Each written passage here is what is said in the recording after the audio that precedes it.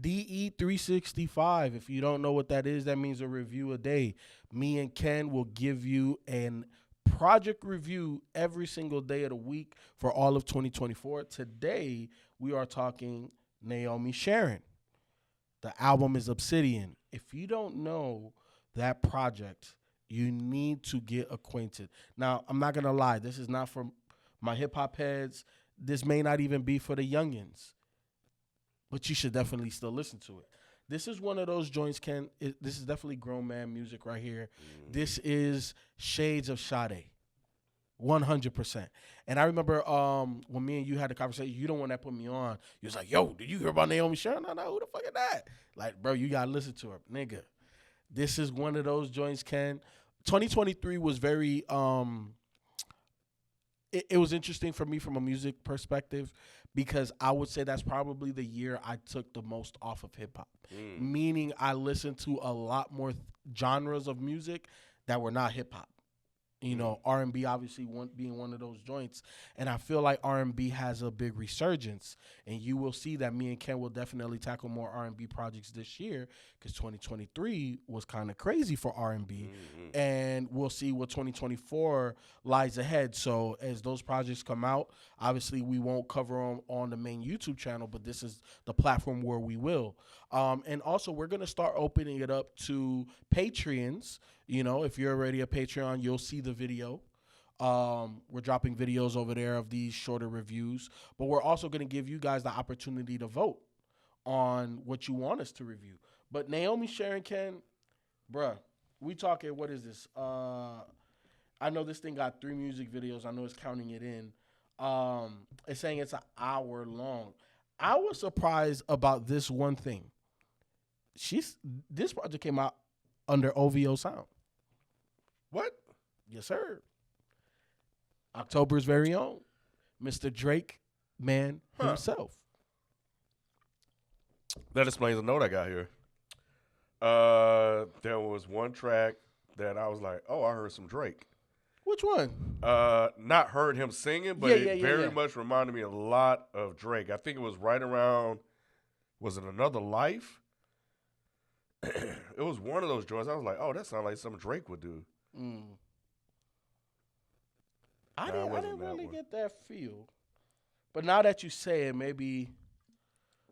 I'll find it. Hold on. I got you. But Naomi Sharon, you know what, Ken? We've never. Let me do some Googles real quick because we've never done Naomi Sharon. I know that we've mentioned her a little bit, but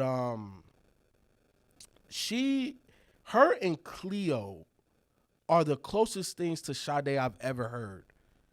They are super, super, super, super dope. Where is she from? Let's see.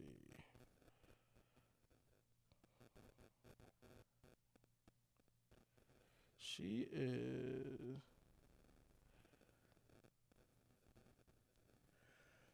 Time and Trust. Time and Trust is something that Okay. I can easily hear Drake doing. Especially when he was on that cold wavy thing that he was doing at one point.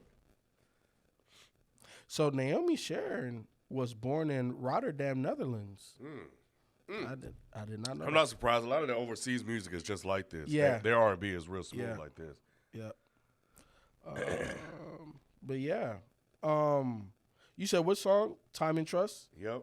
You said that sounded very Drake-ish? Come on, man. No, look, okay. See what?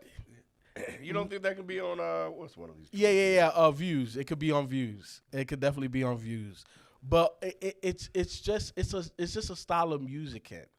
I wouldn't necessarily call it Drake. It's very Afro-Caribbean centric.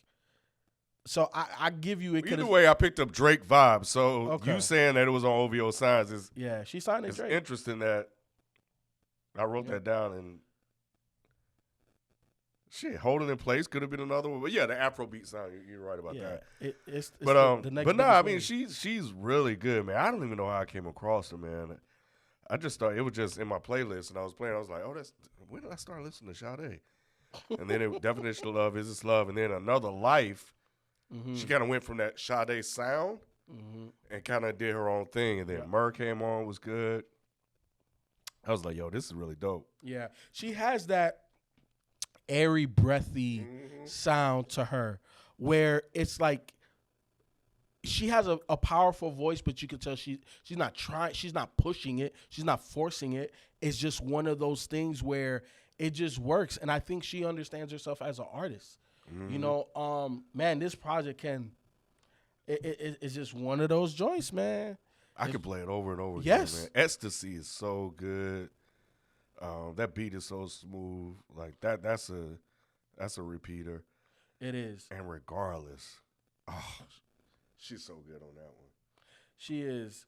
Man, she, you know, like I feel like we're getting a lot of R&B / pop artists, and I wouldn't necessarily call her pop, but you know, like the Snow Allegras, her, the Cleos. I love where this resurgence of R&B is going, because for a very long time I feel like R&B was just kind of lost, and it was just very mainstream and derivative and just the same. And now I feel like we're starting to see different talents and what makes them different but dope in the same genre. Yeah, no, I'm with you. I've been telling my wife all last year that R&B is making a comeback. Yep. So yeah. And this project is one of those projects that gives credence to that theory. Some of my favorite joints, Ken: Definition of Love, If This Is Love, Another Life, Celestial's dope.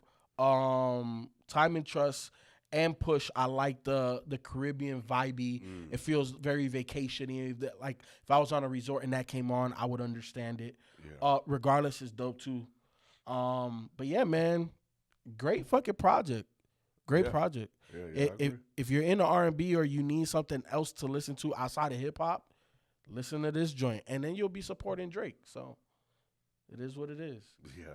But we'll catch you tomorrow with another one, man. We out. Peace. Peace.